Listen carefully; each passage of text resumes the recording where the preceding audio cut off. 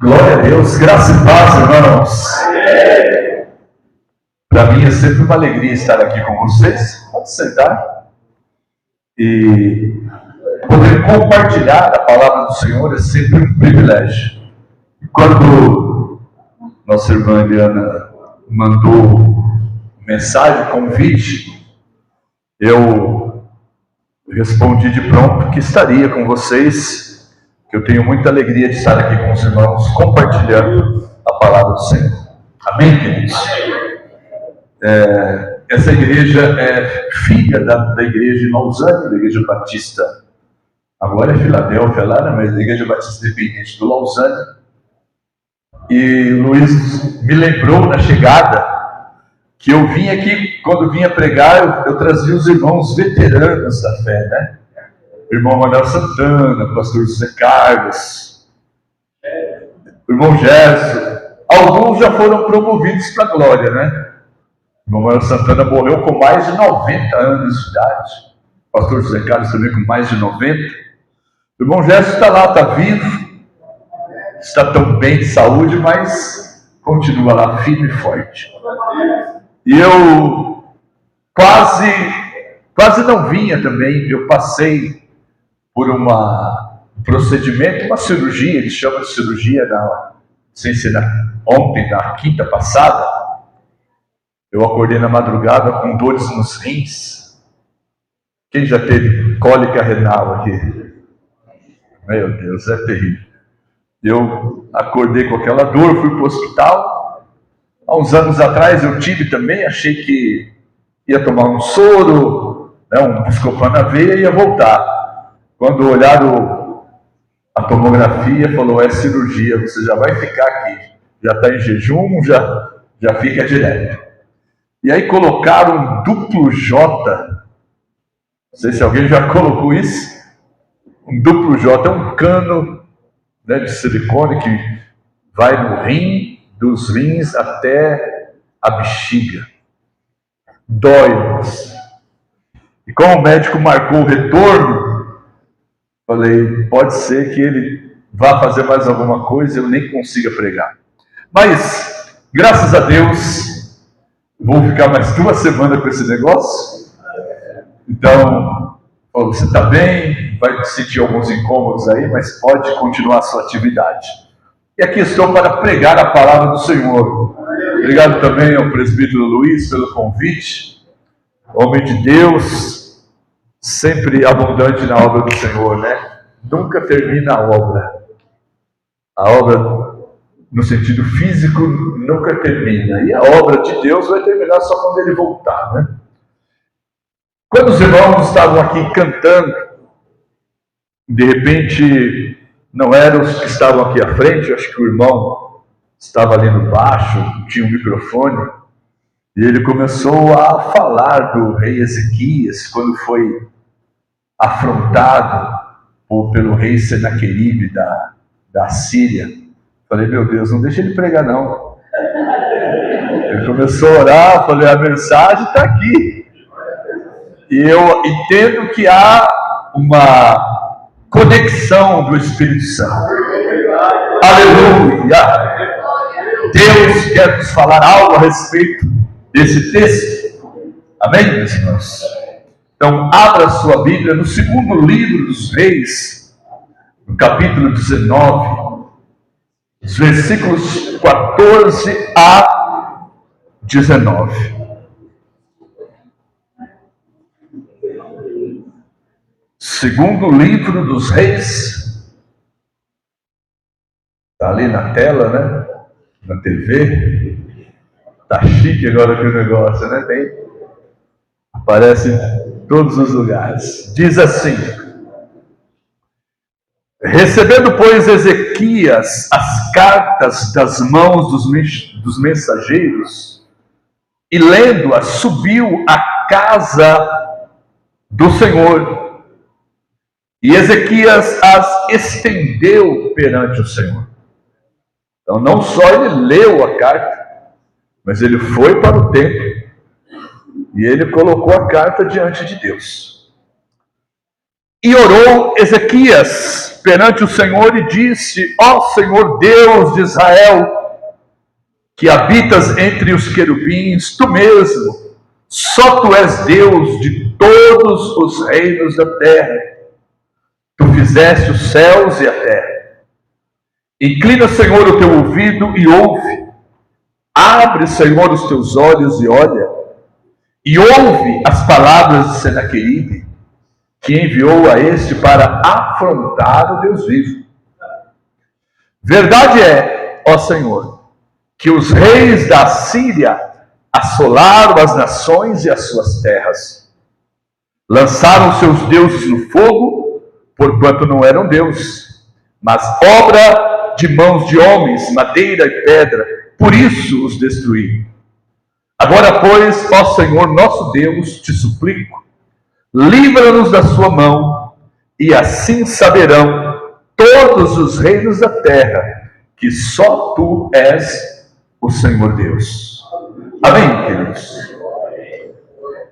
O rei Senaqueribe, que reinou no Império Assírio por volta do ano 705 até 681 antes de Cristo, cuja capital era Nínive, conhecida mais por conta do profeta Jonas, que Deus disse para Jonas ir a Nínive, e ele não quis ir porque ele sabia quem era esse povo, das afrontas, das conquistas que eles tiveram, e Jonas não quis ir para Nínive, mas Deus fez com que ele fosse.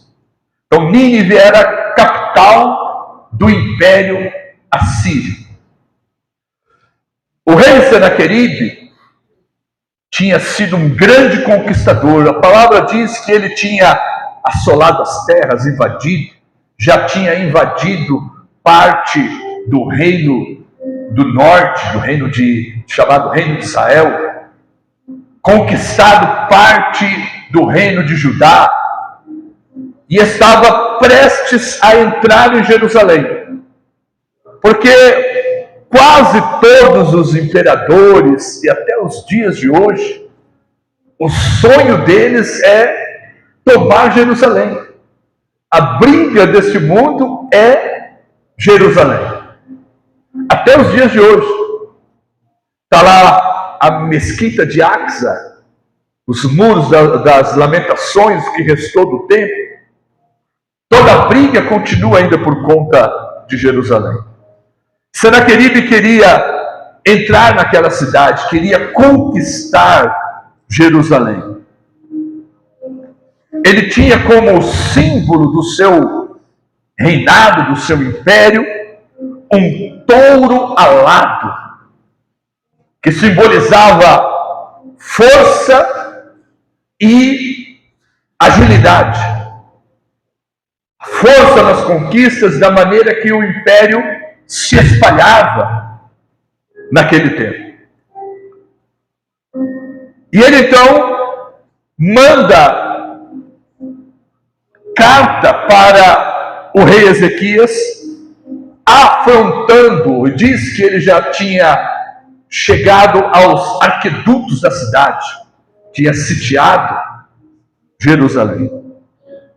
Manda aquelas cartas ameaçadoras dizendo: nenhum rei, nenhuma terra foi capaz de me deter, e eu vou entrar em Jerusalém, eu vou conquistar, eu vou esmagar este povo. Quem é o vosso Deus que poderá te livrar? Porque nenhum outro Deus pode parar o meu avanço.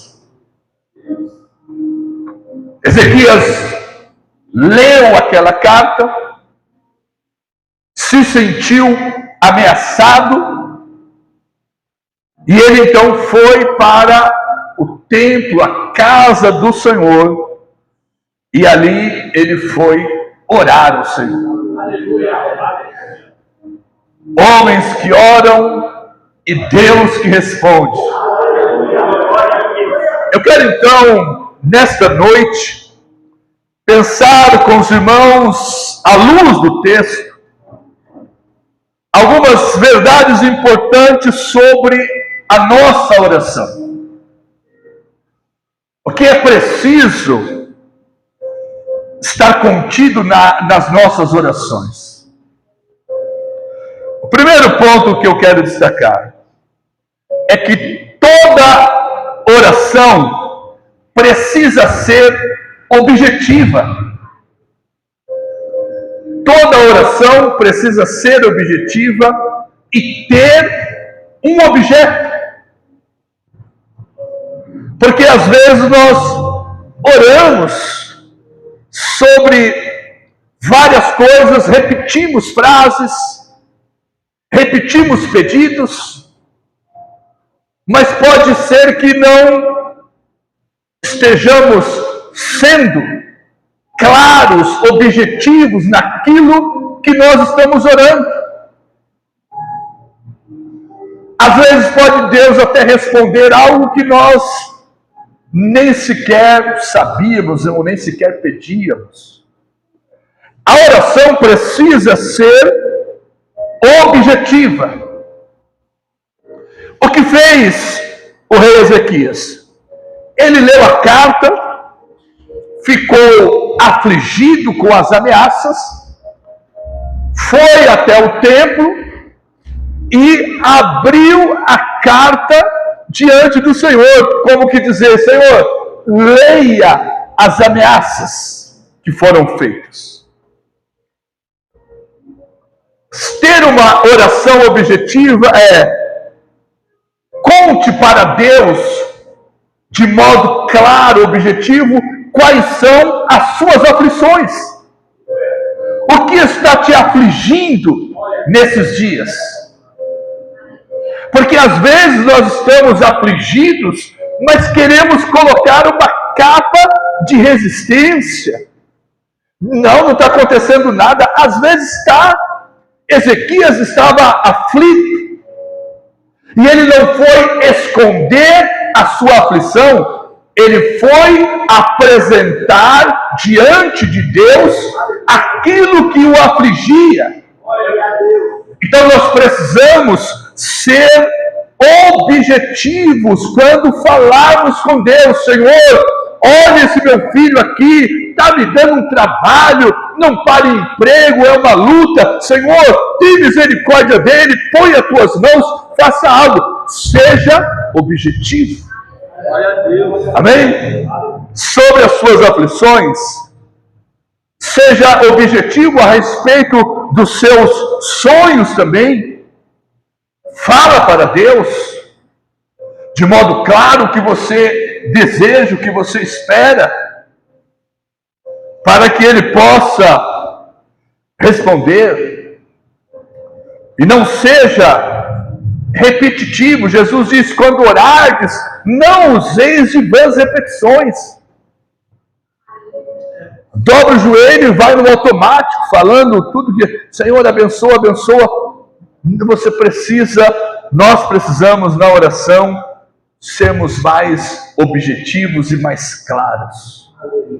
O pastor Paul Yang-Shu, já falecido, escreveu um livro, acho que lá no final dos anos 80, começo dos anos 90, chamado A Quarta Dimensão, e falava sobre sermos específicos na oração, que para a cultura coreana e oriental faz sentido.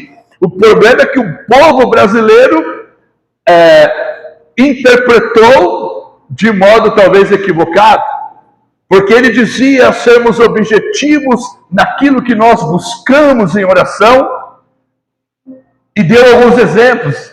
Aí, é claro, o crente, quer dizer que para eu comprar um carro eu preciso especificar para Deus qual é o carro. Aí eu quero uma BMW X6 Turbo, ano 2026. Então, se eu especificar assim, Deus vai me dar? Claro que não. Eu não vou ter dinheiro nem para pagar o seguro dela, nem IPVA, nem nada. Não é ser específico nesse sentido. Mas para a cultura oriental, as pessoas aprendem de modo mais disciplinado a respeito da oração. Nós precisamos, sim, sermos objetivos. Então, toda oração precisa ser objetiva. Se você está em aflição, fala para Deus qual é a tua aflição. Confia no Senhor, entrega totalmente. Se você tem sonhos, fala para Deus a respeito dos teus sonhos. Deus vai ouvir o clamor. Se você tem algo a ser realizado, seja objetivo, fala com Deus. Então, Ezequias pegou a carta, foi no templo, ele já tinha lido, e como que colocou lá para Deus ler a carta, para ver qual eram as ameaças. Amém, queridos? Segundo ponto que eu quero destacar ainda no texto, é que toda oração que fazemos precisa reconhecer a soberania de Deus. Mas, pastor, isso, se eu oro, é claro que eu estou confiando nessa soberania. Será? Porque eu quero dizer que na oração de Ezequias, ele vai falar a respeito deste Deus que é soberano. Ele diz assim: tu és o Deus de Israel. Isso diz respeito a uma pessoalidade. Deus não é um ídolo, Deus não é alguma coisa, Deus não é uma entidade, Deus é um Deus pessoal. E o rei está dizendo: tu és o Deus de Israel, nós hasteamos a bandeira do Senhor. Aleluia! É preciso reconhecer a soberania de Deus, primeiro, nesse sentido de pessoalidade. É o nosso Deus, é o meu Deus, a quem eu estou clamando. Ainda sobre reconhecer soberania, ele diz: tu estás acima de todos os querubins. Fala sobre a autoridade de Deus. Aleluia! Aleluia! Senaqueribe tinha mandado queimar os ídolos, mas contra Deus ele não pode, porque Deus está acima de todos os querubins, de todos os anjos, de todo o principado, de toda a potestade. Ele é o Todo-Poderoso, e quando eu oro eu reconheço a soberania e a grandeza de Deus. Aleluia! Ele diz: não há outro Deus como o Senhor. Diz respeito à exclusividade. Não há ninguém como Deus. É o Deus de Israel pessoal. É o que está acima de tudo. Autoridade. Não há outro Deus. Exclusividade. Só Ele pode. Amém, queridos? Porque senão nós seremos mais uma religiosidade, mais uma religião. Porque você anda na rua, alguém está com um carro, escrito lá: foi Exu que me deu. Você já viu isso ou não? Eu já li. E outro ainda é mais usado assim: rastreado pelo Exu do lodo. Está o adesivo no carro, irmão, carro novo. Mas o nosso Deus não está para ser colocado adesivo ou apenas para ser mencionado. O nosso Deus está acima de todo o principado, de toda a potestade, de todos os anjos. Ele é o Todo-Poderoso. E quando nós oramos, nós reconhecemos essa soberania de Deus. Amém, meus filhos?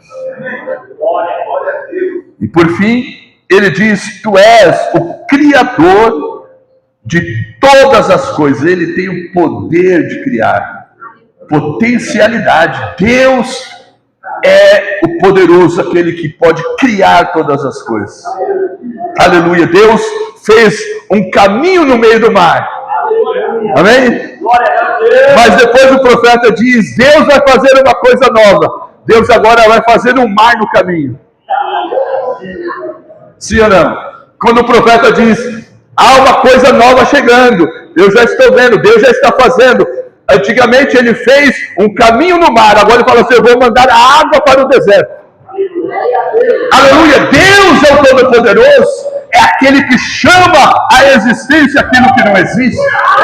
Aleluia! Ele pode criar todas as coisas. Então, Ezequias diz, o Senhor é o Criador de tudo.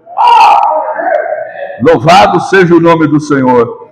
Deus cria as coisas de onde nós não imaginamos. Ele pode fazer todas as coisas. Nós precisamos crer no Senhor. Amém? Eu já contei aqui, acho que a experiência. Nós construímos um galpão lá no sítio da igreja de 1.000 metros quadrados. Agora já está praticamente tudo pronto. E foi do nada, no meio da pandemia. Eu queria construir, mas não sabia como. Mas nós estávamos com a igreja em Águas de Lindóia, num encontro de famílias. E o caseiro do sítio me ligou e falou, pastor, o vizinho está vendendo um galpão. Falei, rapaz, eu não quero comprar galpão. O vizinho está vendendo um galpão?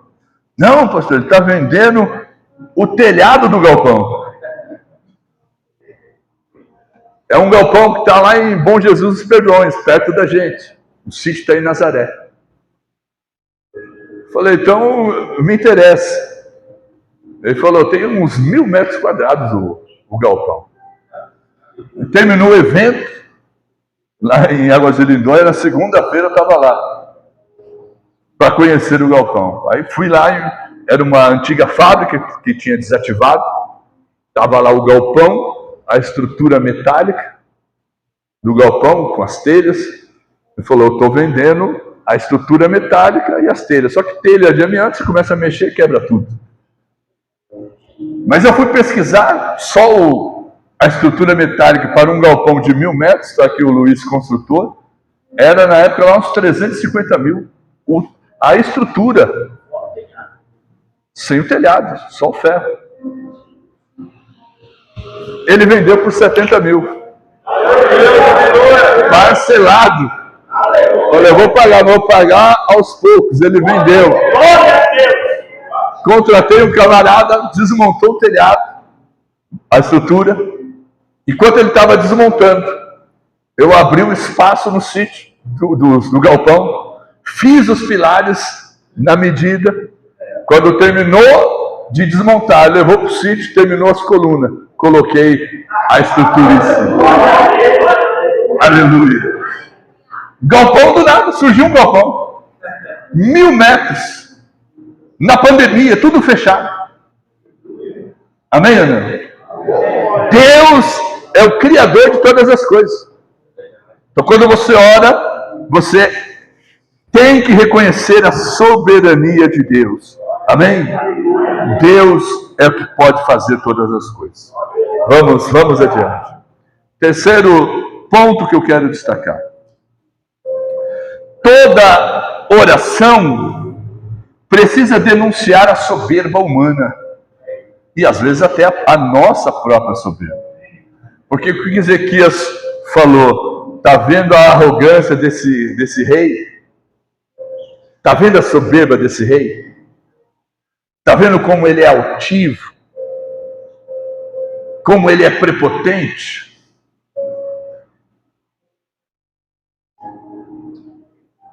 E Deus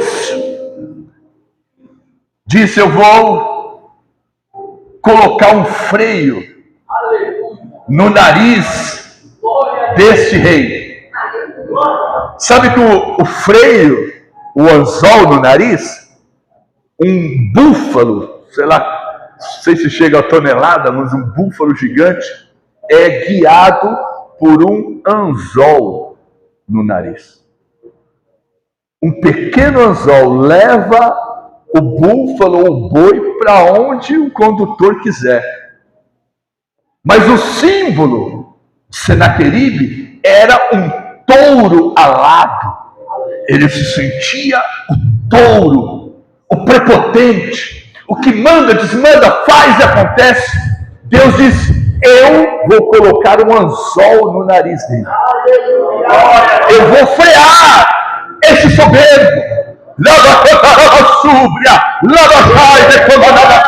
Deus rejeita o soberbo, mas exalta os humildes. Ao orarmos, nós precisamos primeiro deixarmos de ser soberbos e denunciar a soberba dos homens diante do Senhor. Aleluia. Quem é o homem para que possa deter a ação de Deus? Quarto ponto: toda oração precisa ter por objetivo glorificar a Deus.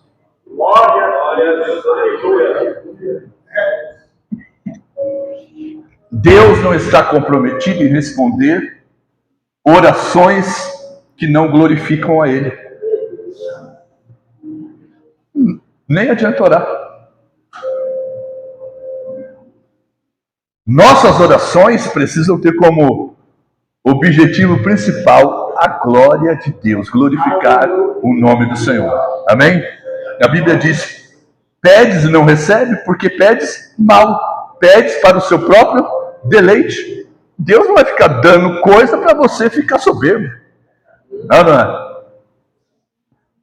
Eu quero uma casa de campo. Esquece de vir para o culto? Não é?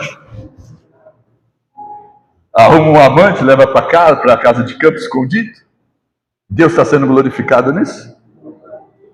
E ele vai responder para quê? A pessoa pode comprar, tem dinheiro, vai lá e compra, mas não como resposta de oração.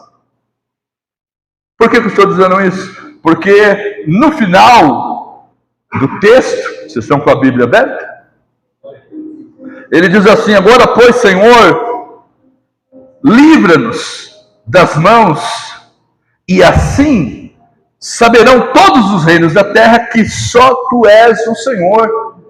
Então, toda oração visa o testemunho, a glorificação do nome de Deus.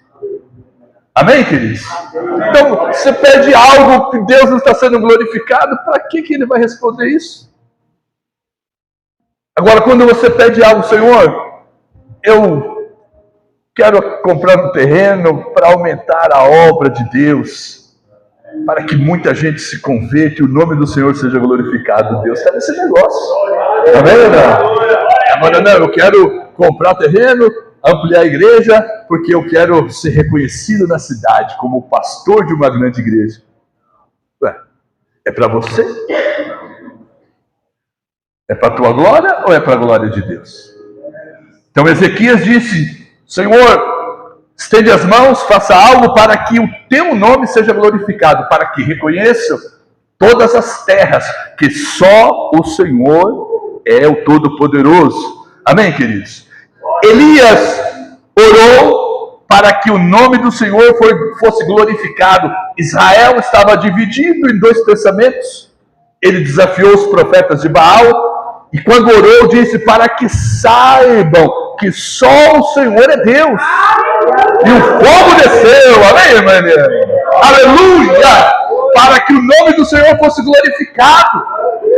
Aleluia! Naamã foi para a terra de Israel cheio de orgulho, de soberba, mas quando ele foi curado, ele reconheceu: há somente um Deus. Aleluia! O que eu gosto naquela história de Naamã e o profeta Eliseu, que Eliseu nem foi falar com ele, aleluia, mas não era soberba do profeta, é que o profeta não precisa aparecer, quem tem que aparecer é Deus. Ele voltou sabendo que é Deus de Israel. Aleluia!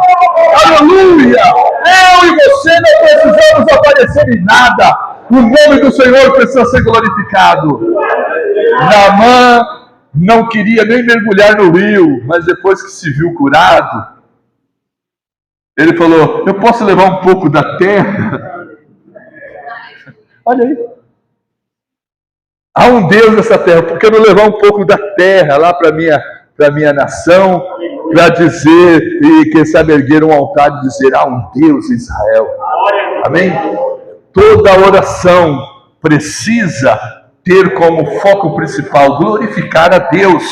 Isaías 42:8 diz: eu sou o Senhor, este é o meu nome, não darei a outro a minha glória, nem o meu louvor a imagens. Aleluia! Eu sou o Senhor, este é o meu nome, eu não vou trocar a minha glória com ninguém. Aleluia!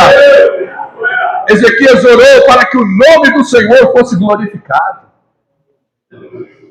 Deixa eu ir para o final. Aleluia! Glória a Deus! Glória a Deus! Aleluia!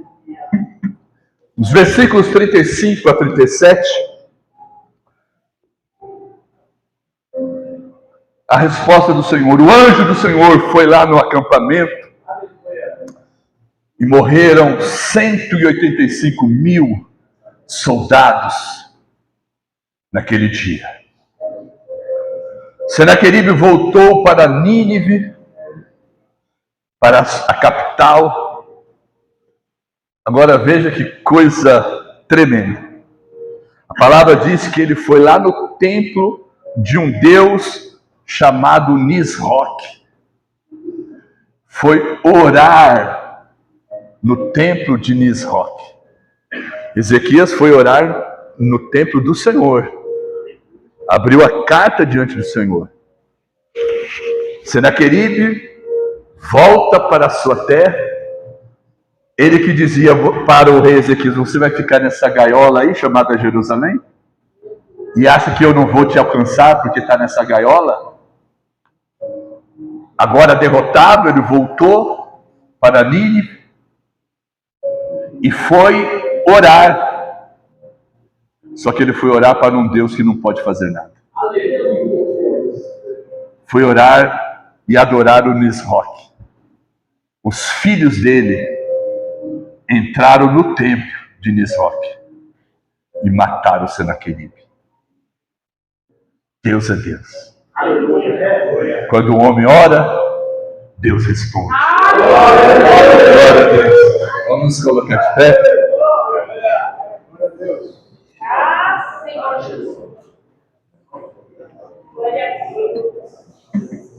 Bendito seja o Senhor. Glória a Deus.